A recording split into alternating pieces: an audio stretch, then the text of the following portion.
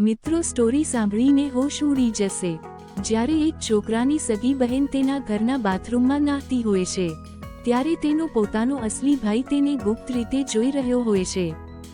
બાથરૂમનો દરવાજો જૂનો હોવાને કારણે તેનું થોડું લાકડું ઘસાઈ ગયું હતું, જેના કારણે છોકરો લાકડાને વધારે ઘસીને તેમાંથી કાણું બનાવે છે અને તે કાણામાંથી તે તેની બહેનને નહાતી જોવે છે। આ બધું ચાલતા 2 મહિના વીતી ગયા અને બહેનને ખ્યાલ ન હતો કે તેનો પોતાનો ભાઈ તેને છુપી રીતે જોઈ રહ્યો છે। છોકરીનું નામ આશા અને છોકરાનું નામ જીગર હતું। આશા દેખાવમાં ખૂબ જ સુંદર હતી અને તેની ખૂબ જ સારી ફિગર હતી, જે કોઈને પણ તેની તરફ આકર્ષિત કરતી હતી। હવે જ્યારે તેનો ભાઈ તેને નહાતી જોવે છે ત્યારે તે તેના માટે વધુ બેચેન બની જાય છે।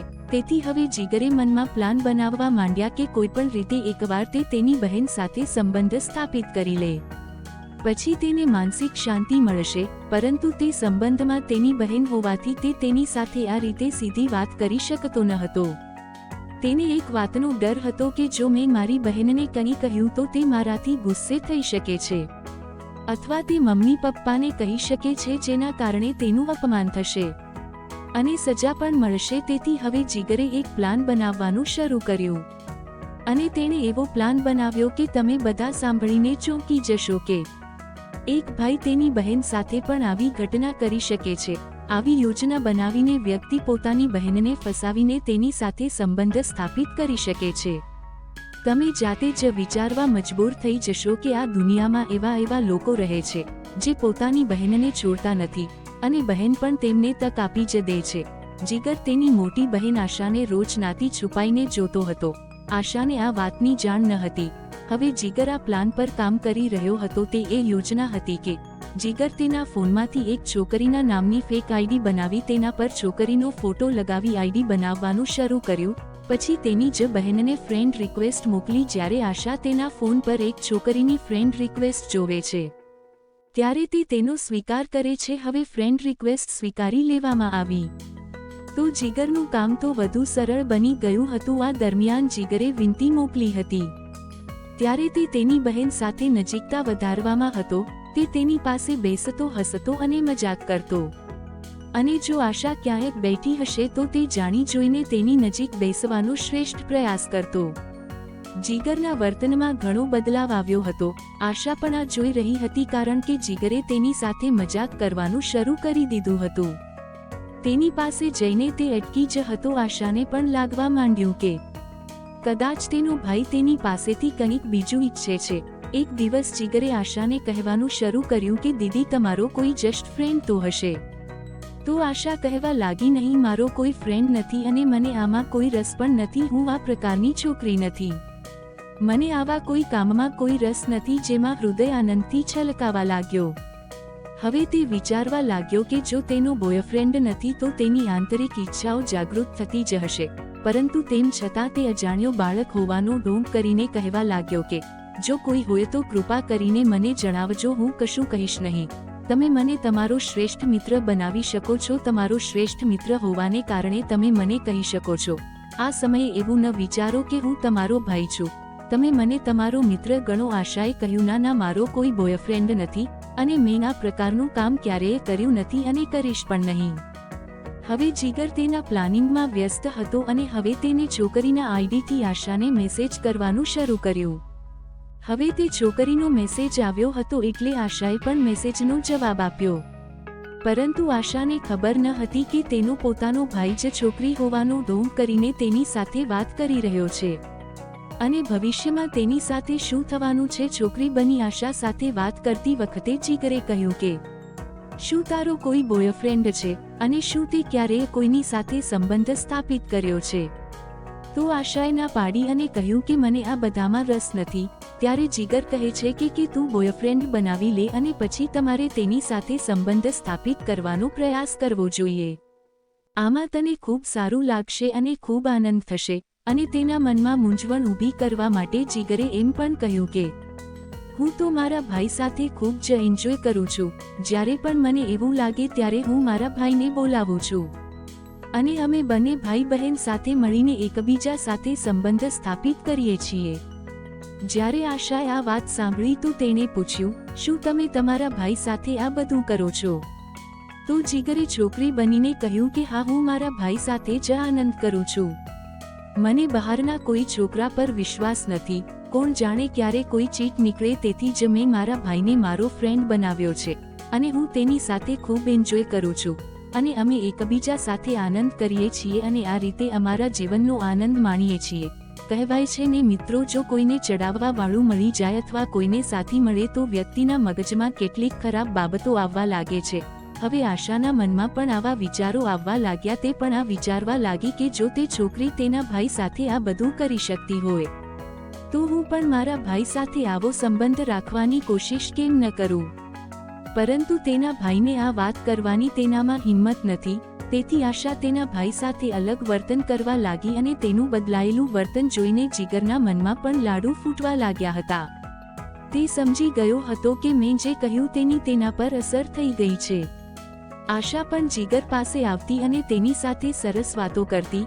તે તેની સાથે મજાક કરવા લાગી. બંને લોકો એકબીજા સાથે ખૂબ નજીકથી વાત કરવા લાગી. હવે આશાના મનમાં પણ ઘણું બધું ચાલતું હતું કે જીગરના મગજમાં બધું પહેલેથી જ આયોજન કરેલું હતું. એક દિવસ અચાનક વરસાદ પડ્યો. આશા સુકાયેલા કપડાં લેવા ટેરેસ પર દોડી ગઈ અને જ્યારે તે ટેરેસ પર પહોંચી ત્યારે તેણે બધા કપડાં ઉતારી લીધા હતા. પરંતુ એક કપડું દોરડા પર અટવાઈ ગયું હતું. દોરડું ઊંચું હોવાથી આશા સખ્ત પ્રયાસ કરી રહી હતી પણ તે કપડું ઉતર્યું નહીં. તેથી તેને તેના ભાઈને કહ્યું. જ્યારે જીગર ઝડપથી ટેરેસ પર પહોંચી ગયો ત્યારે આશાએ તેને કહ્યું કે આ કપડું વાયર પર અટવાઈ ગયું છે, જરા બહાર કાઢી આપતો. જીગર કહેવા લાગ્યો, હું તને મારા ખોળામાં ઉપાડી લઈશ અને તું તે કપડું ઉતારી લે. પછી જીગરે તક જોઈને ઝડપથી તેની બહેનને ઉપાડી લીધી અને આશાએ તે કપડાને વાયરમાંથી કાઢી નાખ્યું. હવે આ બંને ભાઈ બહેન એકબીજાની ખૂબ જ નજીક હતા.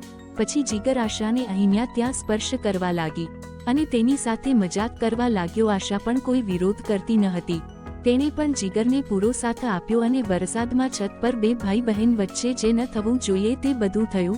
મિત્રો, હવે આ બે ભાઈ અને બહેન વચ્ચે આ ગંદી રમત શરૂ થઈ ગઈ. ત્યારે ખેલ બંધ થવાનો તો ન જ હતો. હવે આ બંને ભાઈ બહેનને જ્યારે પણ મોકો મળે ત્યારે એકબીજા એન્જોય કરતા રહેતા. હવે આ બધું ચાલતા 4 મહિના વીતી ગયા અને 4 મહિના પછી આશાને ખબર પડી કે તે ગર્ભવતી છે અને તેના ગર્ભમાં તેના ભાઈનું જ બાળક ઉછળી રહ્યું છે. આ સાંભળીને જીગરના પગ નીચેથી જમીન સરકી ગઈ. તે ડરી જાય છે. તેને લાગવા માંડે છે કે જો તેના માતા પિતાને આ વાતની જાણ થશે તો તેને ખૂબ મારશે અને જો આ વાત સમાજમાં જાહેર થશે તો તેની ખૂબ જ ખરાબ પ્રતિષ્ઠા થશે.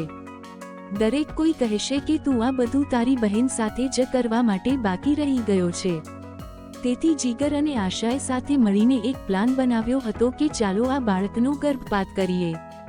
હવે બીજા દિવસે બંને પતિ પત્ની બનીને હોસ્પિટલ પહોંચ્યા.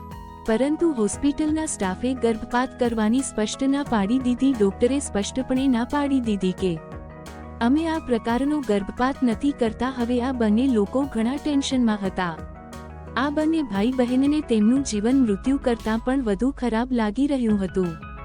અહીં જીગર અંદરથી ઘૂંટ અનુભવી રહ્યો હતો. તેને લાગ્યું કે જો આ વાત બહાર ખબર પડશે તો સમાજમાં મારું માન બગડશે અને મારે કોઈપણ રીતે મારી ઇજ્જત બચાવવી પડશે.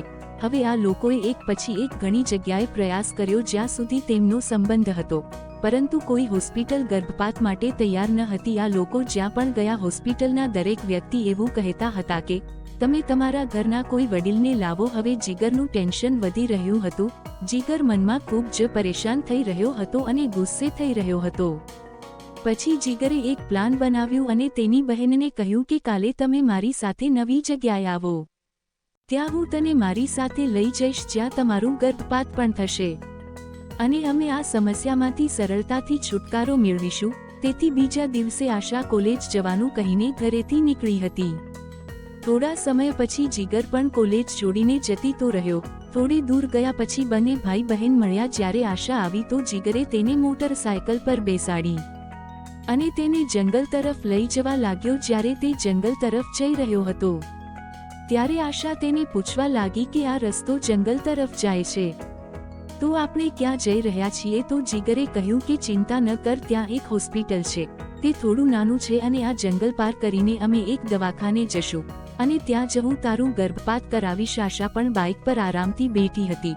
હવે એ લોકો જંગલની વચ્ચે હતા. જીગર તેની મોટરસાયકલ રોકે છે અને આશાને કહે છે કે નીચે ઉતરો, ડોક્ટર આ સાહેબ અહીં આવવાના છે, તે આપણને વધુ આગળ લઈ જશે. આશા અને જીગર ત્યાં બેઠા હતા અને પછી જીગરે કહેવાનું શરૂ કર્યું કે હવે તો ગર્ભપાત તો થવાનો જ છે, તો હજુ એકવાર એન્જોય કરી લઈએ. તો આશાએ ના પાડી. તે કહેવા લાગી કે અત્યારે આપણે આટલી મોટી સમસ્યાનો સામનો કરી રહ્યા છીએ અને તારે એન્જોય કરવો છે. અત્યારે બધું બહાર બરાબર નથી.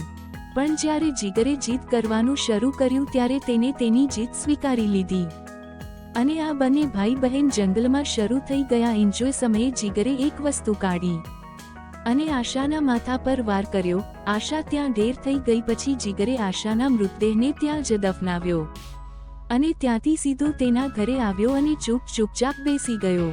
એવી રીતે જાણે કશું બન્યું જ ન હોય એમ જીવવા લાગ્યો. પછી જ્યારે કોલેજનો સમય પૂરો થયો અને આશા ઘરે ન આવી તો તેના માતા પિતાએ જીગરને પૂછ્યું કે તે આશાને જોઈ છે, શું તારી આશા સાથે કોઈ વાતચીત થઈ છે? આશા હજુ સુધી કેમ નથી આવી? ધીમે ધીમે દિવસ વીતતો ગયો અને આખી રાત પણ વીતી ગઈ જ્યારે આશાનો કોઈ પતો ન લાગ્યો. ત્યારે બીજા દિવસે આશાના માતા પિતા પોલીસ પાસે પહોંચી અને પોલીસમાં ફરિયાદ નોંધાવી તો પોલીસે પોતાની રીતે આશાની તપાસ શરૂ કરી. પોલીસ આશાની કોલેજમાં ગઈ અને પૂછપરછ કરી. ત્યાં તેમને જાણવા મળ્યું કે તે દિવસે તે કોલેજમાં આવી ન હતી. બીજી તરફ પોલીસની નજરમાં બધા શંકાસ્પદ હોય છે. જ્યારે પોલીસે જીગરના કોલેજમાં જઈને પૂછપરછ કરી તો ખબર પડી કે તે દિવસે જીગર પણ કોલેજ આવ્યો ન હતો. પછી જીગરને પૂછવામાં આવ્યું કે તે દિવસે ક્યાં ગયો હતો અને જીગરે કહ્યું કે હું કોલેજ ગયો પણ પાછો આવી ગયો હતો, હું કોલેજની અંદર ન ગયો. પોલીસે તેની ઘણી પૂછપરછ કરી પરંતુ તે હજી પણ સત્ય કહેવા તૈયાર ન હતો. તેથી પોલીસે પણ વિચાર્યું કે કદાચ તે આમાં સામેલ નથી. ઘણો સમય વીતી ગયો પરંતુ હજુ સુધી કેસ કોઈ નિષ્કર્ષ પર પહોંચ્યો ન હતો. પછી એક દિવસ આશાના પિતા પોલીસ સ્ટેશન પહોંચ્યા અને તેમની પુત્રીના કેસની માહિતી એક કરી. પોલીસે આ કેસને નવી રીતે જોવાનું શરૂ કર્યું અને આશાના સૌથી જૂના સોશિયલ મીડિયા એકાઉન્ટની તપાસ કરવામાં આવી અને તે સોશિયલ મીડિયા એકાઉન્ટ પર એક આઈડી મળી આવી જેમાં જીગર છોકરી બનીને આશા સાથે વાત કરતો. તેના આઈપી એડ્રેસ પરથી જીગરને શોધી કાઢવામાં આવ્યું કે આ આઈપી જીગર ચલાવતો હતો અને જીગર જ તેની બહેન સાથે સોશિયલ મીડિયા દ્વારા આ રીતે વાત કરતો હતો. પોલીસે જીગરની ધરપકડ કરી હતી. તેની ધરપકડ કર્યા બાદ જ્યારે પોલીસે તેની પોતાની રીતે પૂછપરછ કરી અને કડક કાર્યવાહી કરી તો જીગરે આખી વાત કહી અને તેના માતા પિતાના પગ નીચેથી જમીન સરકી ગઈ કે તેના સગા દીકરી દીકરો એકબીજા સાથે આવી હરકતો કરતા હતા અને જ્યારે બહેન ગર્ભવતી થઈ ત્યારે સગા ભાઈએ તેની સાથે આવું કર્યું. તો મિત્રો, આ વાર્તા કહેવાનો હેતુ કોઈની ભાવનાને ઠેસ પહોંચાડવાનો નથી. કોઈપણ પ્રકારની અનૈતિકતા અથવા અશ્લીલતાને પ્રોત્સાહન આપશો નહીં. આ વાર્તા સમાજમાં એક શૈક્ષણિક સંદેશ છે. લોકોમાં જાગૃતિ ફેલાય તે માટે સમાજને જાગૃત કરવા છે. સમાજમાં કેવા પ્રકારના ગુનાઓ થઈ રહ્યા છે તેની માહિતી લોકો મેળવી શકે જેથી લોકો સજાગ રહી શકે. આવી જ વાર્તા સાંભળવા માટે ચેનલને સબસ્ક્રાઇબ કરજો મિત્રો. ધન્યવાદ.